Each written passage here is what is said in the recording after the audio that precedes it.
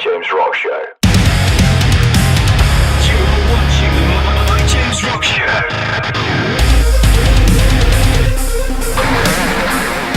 Hi, it's Dan from The Rock Show. I'm going to get these guys to introduce themselves. I'm Marcus from Northlane. And I'm Alex, and I'm also from Northlane. That's going to make the interview a lot easier, you know, covering just the one band. Easy peasy. So how are you guys doing? You haven't played yet, at least not today. Yes. But you did play yesterday. Absolutely. How was it? It was sick. We had a few technical difficulties, but in the end, the show was really, really cool. I had so much fun, and the response we got was, more than I expected for sure. So it was really cool, and I'm excited for today. It's Nice. a hot one, so Very hot. should be a nice day. Excellent. So, am I to understand you guys have recently dropped your first live album? We have indeed. We recorded that, I guess, over the last year. Just at we pretty much recorded every show we'd done and picked the best ones and very special shows for us and jammed them all together. Yeah. So that's a bit of a different formula to most live shows, isn't it? Because a lot of people just do the one. Yeah. But you decided to. You guys always do stuff slightly differently anyway.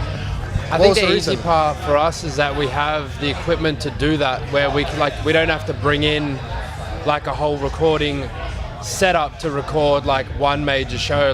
We have our own sound desk that can record straight into a laptop. Okay. So when it gets to about 100 shows, you have to go through and go, okay, something maybe someone snapped a guitar string on that one. Let's just delete that show. Yep. But we're able to record all the shows quite easily over a long period of time, and then go bang, Buenos Aires was awesome, let's pick a song from that. Yeah. Sydney or Melbourne, and then just go pick songs from around the world, put it together, and there you go. Did you find that there were certain ones where it was really difficult because you had sort of good versions of the song that you wanted to play? Yeah. I think there were some parts where, one person might perform better than another and whatever, but in the end we all found something that we were all proud of, and I'm really stoked for that all turned out.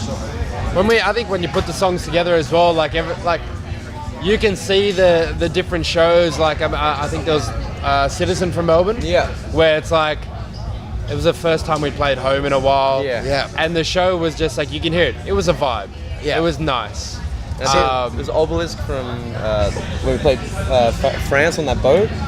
Yeah. So there's the boat's rocking, and I think Marcus is let's bring down this boat. Let's sink the ship or whatever. So it was just those kind of shows that were really special, and that we just had these moments that we wanted to pull all together. I like that because it sounds like you guys didn't go for necessarily the pitch perfect performances, but actually the ones that meant something to you as a band.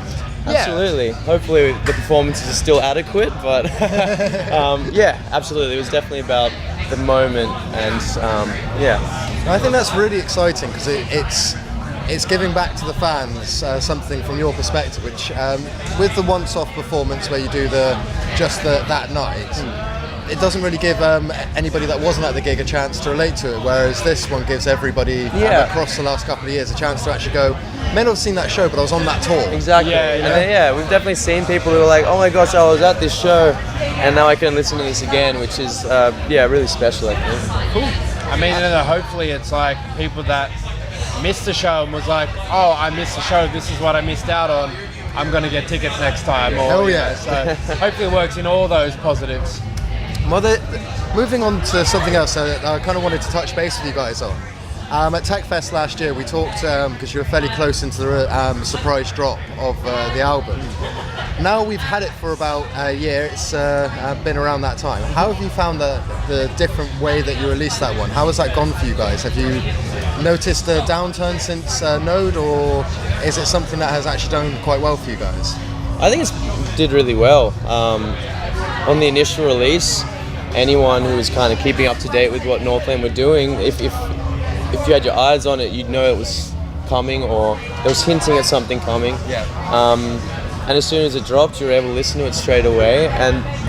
But on the other hand, it means people are still kind of finding it later on, and they're wait, what? Northlane released a new album? And I think that's given the album a whole lot more life, because it's still opening up to new people. Yeah.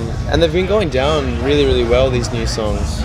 Playing Intuition and Citizen for the first time, like I had not experienced that kind of response playing a song for the first time ever. It's been very overwhelming, that immediate connection that people had with our songs, so it was really cool. That's fantastic, because we've closely followed you guys since he decided to befriend us a few years back.